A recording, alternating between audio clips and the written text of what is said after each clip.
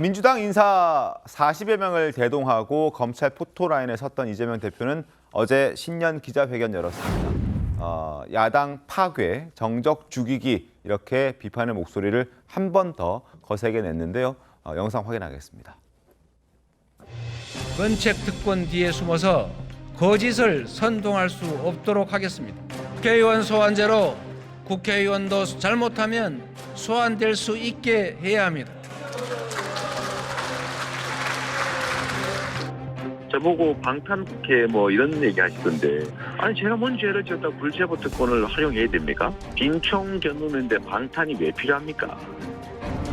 불체포 특권과 관련해서 말씀하셨던 대로 내려놓으실 뜻이 있으신지요? 경찰이 적법하게 권한을 행사한다면 당연히 수용하겠지만 경찰복을 입고 강도 행각을 벌이고 있다면 과연 어떻게 판단할지 이런 것은 또 상황이 다르기 때문에 판단은 다를 수 있다고 생각합니다. 불체포 특권을 이용할 수 있다는 취지의 얘기를 어제 기자회견에서 한 걸 여러분 보셨습니다. 조선일보 보시죠. 자, 이재명 대표가 정진상, 김용 자신이 최측근이라고 인정했던 그 두 사람이 구속 기소된 걸 두고 유감 표명할 생각 있느냐라고 질문을 했는데 그럴 생각 없다, 거부해 버렸습니다. 그리고 불체포 특권 앞서도 영상 보셨죠? 말해 왔었는데 포기하는 게 당연하다라고 그동안 소신 있게 발언해 왔었는데 어제는 상황에 따라서 달리 적용할 수 있다. 검찰복 입고 강도 행동한다면은 그건 입장을 바꿔야 된다라고 얘기를 했고, 검찰은 수사가 아니라 지금 정치를 하고 있다. 이런 얘기도 했습니다. 그리고 또 하나 아래쪽에 빨간색으로 밑줄 그어놓는 걸 한번 잡아주시길 바라겠습니다. 어제 기자들이 질문하면서 사법 리스크 이렇게 얘기했습니다. 그랬더니 이재명 대표가 가급적이면 사법 리스크가 아니라 검찰 리스크라고 얘기해 주길 바란다 이렇게 얘기를 했습니다. 이건 그 10일 날 그리고 또 한 번 인천에 가서 최고위 열었을 때도 한번 강조했던 내용이기도 한데요. 프레임을 좀 바꾸려고 하는 거 아닌가 생각이 들거든요. 최영민 의원 그러니까 지금 이재명 대표의 어떤 범죄 혐의 뭐 이 부분에 관해서 검찰이 수사하는 게 잘못된 것이지 범죄 혐의는 없다 이렇게 주장하고 있는 거잖아요. 그러니까 이게 검찰의 리스크지 본인의 사법 리스크가 아니다 이렇게 주장을 하고 있는 건데, 글쎄요, 본인에 대해서 수사하고 있는 검찰의 행동이 잘못됐다는 걸 전제로 지금 얘기를 하고 있는 것인데, 자, 그럼 이재명 대표의 저런 주장에 대해서 뭐 정치인이니까 자기 주장을 또는 독특한 시각을 드러낼 수는 있습니다. 그러나 그 부분에 관해서 이제 민주당의 아주 핵심 당원들 외에 정말 민주당의 일반적인 당원들이나 아니면 중도층에 있는 사람들이나 과연 얼마나 동의할 것인가 하는 게 이제 정치의 영역이거든요. 글쎄요, 뭐 제가 개인적으로 판단해 보기에는 저 얘기를 동의할 사람이 과연 얼마나 있을까. 왜냐하면 이게 정말 검찰의 완벽한 조작이라면 저 자기 최측근들 2명뿐만 아니고 지금 줄줄이 이런저런 사람 다 구속되고 있지 않습니까? 그 구속영장 발부는 전부 다 법원에서 하는 거거든요. 법원에서 구속영장을 발부할 때 보면 뭐 혐의가 소명되고 이런 얘기가 있지 않습니까? 물론 그게 나중에 그 재판까지 가서 뭐 유죄로 확정된다는 거를 담보하는 얘기는 아니지만 적어도 판사가 보기에, 판사가 이런 범죄 혐의에 대해서 1차적으로 판단하는 사람입니다. 그때 혐의가 소명된다고 봤기 때문에 구속영장을 발부한 거죠. 그렇게 따지면 본인이 지금 얘기하듯이 이게 검찰 리스크다 하는 거는 아마 1차적으로 판사들이 그 시각으로 봐도 그게 아니라는 게 입증이 되고 있다. 그러니까 뭐 나중에 재판 결과까지 다 보지 않더라도 저는 1차적인 판단은 법원에 의해서 끝났다 이렇게 봅니다. 근데 그걸 두고 이재명 대표도 이제 설명을 덧붙이긴 했습니다. 그러니까 법원도 법원에 판단한 건 맞는데 구속 기소한 것은 법원의 판단을 하는 그 근거는 검찰이 제시한다. 그러니까 검찰이 명확한 뭐 녹취라든지 근거가 있음에도 그걸 배제하고 자신들이 주장하고 필요한 것들만 법원에 제출했기 때문에 지금 이러한 상황들이 벌어졌다. 그래서 받아들이지 않겠다. 검찰 리스크다. 뭐 이렇게 얘기를 하고 있는 거거든요. 동의하십니까? 박원석 의원님께서는? 글쎄, 이재명 대표가 어쨌든 정치 검찰에 이 정적 제거용 정치보복 수사다 이런 얘기를 전국을 돌면서 해왔잖아요. 저는 그 프레임의 연장선이라고 보고요. 그거는 이제 뭐 지켜보는 사람에 따라서 아마 평가나 판단이 다를 텐데 앞서도 말씀이 있으셨지만 민주당의 적극적 지지층 내지는 뭐 아주 그 국민의힘을 적극적으로 지지하는 지지층 빼고 이 중간층 여론이 굉장히 중요한데 네. 그 중간층이 보기에는 그다지 그렇게 설득력 있는 기자회견이 아닌 것 같아요 어제. 그러니까 어제 기자회견을 보면 크게 이제 두 부분으로 나뉘는데 하나는 이제 민생경제 비상대책을 포함해서 이런 어떤 경제 문제와 관련된 제안을 했고 그리고 이제 새로운 의제로 제시한 게 대통령 중임제 개헌 이 얘기를 했고 나머지는 이제 본인 수사에 대해서는 주로 질의응답을 통해서 그 답변을 했는데 사실 어제 기자회견이 더 주목됐던 건 후자잖아요. 네. 물론 이제 전자도 제1야당의 대표가 어떤 얘기를 하는지에 대해서 관심을 가졌겠지만 근데 후자에 있어서 아쉬운 대목은 비록 형식적이라고 하더라도 측근들이 구속돼 있고 지금 온통 이재명 대표의 사법 리스크가 이 전국에 초점이 돼 있는 상황에서 이제 국민들한테 송구하다 내지는 유감이다라는 정도의 입장 표명이 나오지 않겠냐. 그리고 이른바 이제 친명계라고 불리는 민주당 의원들 내에서도 그런 게 좀 필요하다. 이런 조언이 있었는데 그런 게 전혀 없었어요. 네. 오히려 최측근 두 사람이 구속된 거에 대해서도 법원은 어쨌든 검찰이 제출한 자료를 근거로 재판을 하는데 검찰의 자료 제출 자체가 말하자면 이제 조작됐거나 편향됐다 이런 입장을 드러냈고 본인의 어쨌든 이 불체포 특권 관련돼서도 불체포 특권 뭐 행사하겠다라는 입장을 표명했잖아요. 그런 점에 비추어 봤을 때 당 내에서조차도 어제 기자회견이 과연 여론을 설득하는데 얼마나 이게 설득력이 있었을지에 대한 의문이 나올 수밖에 없는 그런 기자회견이었다고 봅니다. 네.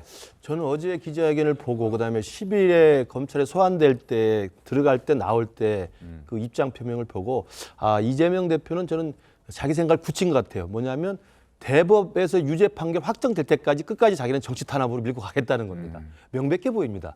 저는 아쉬운 것은 뭐 그렇게 할 수도 있다고 봐요. 왜냐하면 아까 나온 것처럼 도지사 시절에도 대법 가서 뒤집었던 자기는 성과가 있었기 때문에 전력이 있기 때문에 얼마든지 끝까지 내가 탄압받고 있다.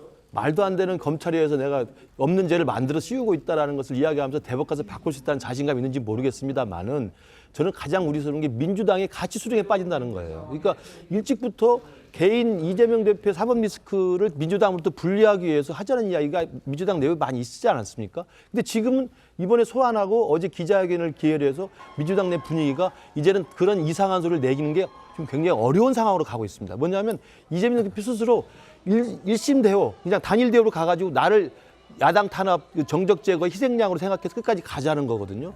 과연 그게 국민들에게 납득이 될 만한지는 전혀 모르기 때문에 대법 판결까지 저렇게 이재명 대표의 개인 비리, 뇌물, 정치자금과 관련된 수사를 끝까지 무죄로 자기 생각하고 저항한다고 한다면 민주당이 언제까지 헤어날 수 없을지 모릅니다. 저는 그 상황이 과연 민주당이 견딜 수 있을지.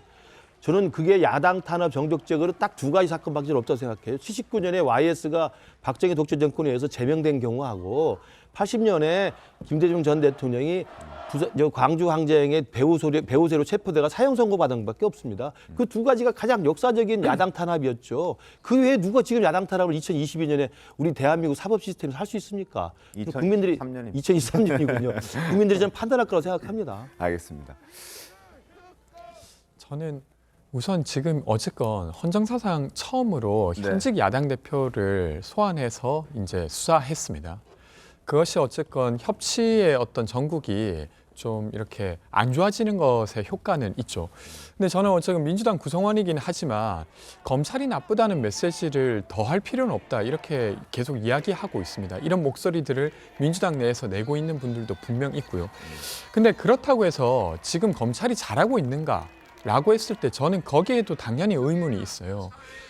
예를 들면 대통령 측근과 관련돼서 주가 조작 의혹이 계속 녹취로 공개되고 있습니다.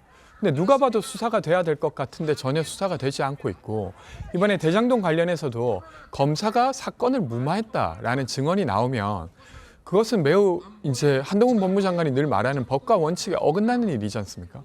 근데 왜 그와 관련해서는 지금 이재명 대표와 같이 어떤 수사를 하지 않고 있는가라는 의문은 들 수밖에 없어요. 근데 이번 신년 기자회견에서 저는 이런 것은 그래도 좀 고무적이라는 생각을 했는데요. 최소한 기자들에게 질문을 받고 답변을 하는 것입니다. 그것이 매우 곤란할지라도 예를 들면 체포동의안이 제출되면 어떻게 할 거냐 매우 곤란한 질문이죠.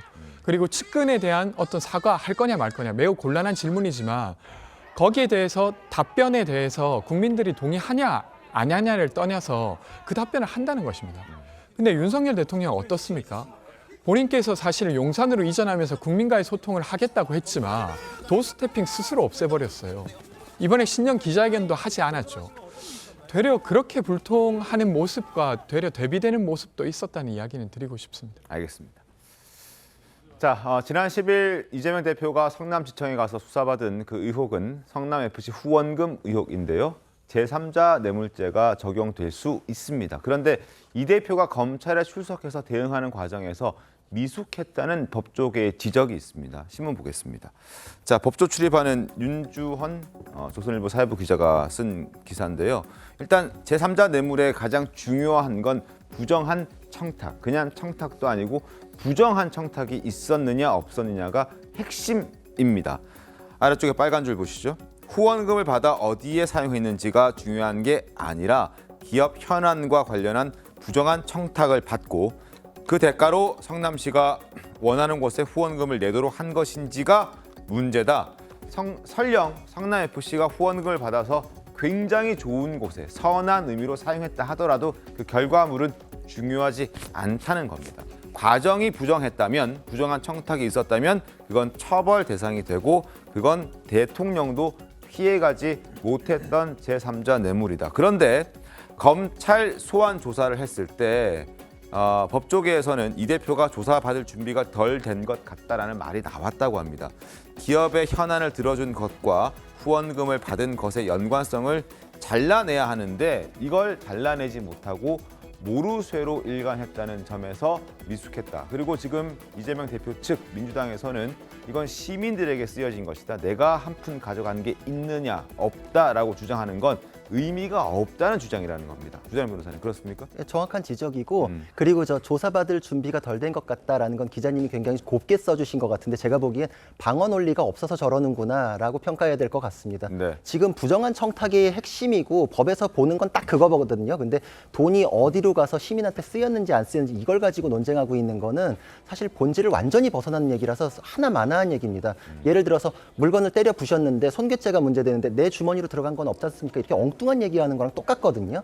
지금 뇌물죄, 제3자 뇌물죄가 이게 일반인이 딱 듣기에 조금 헷갈리는 부분이 있으니까 더 헷갈리게 만들자. 지금 정치적으로 그렇게만 한번 밀어붙여 보자 이러시는 것 같은데 예를 들어서 뭐 기부나 후원금, 뭐 학교에서도 요새 학교 재정이 어려우니까 기부금 많이 이제 받거든요. 근데 총장님이 기부금을 유치했다고 쳐요. 그럼 그분한테 대해서 뭐 명예 무슨 타이틀 달아주고 이런 건 적극 행정의 영역이겠죠. 근데 만약에 그분 아들을 입학시켜준다. 내가 그 입학 사정권도 있으니 뭐 우리 학교 의대생 만들어 드릴게요. 이렇게 연결되면 그게 부정한 청탁 되지 않습니까?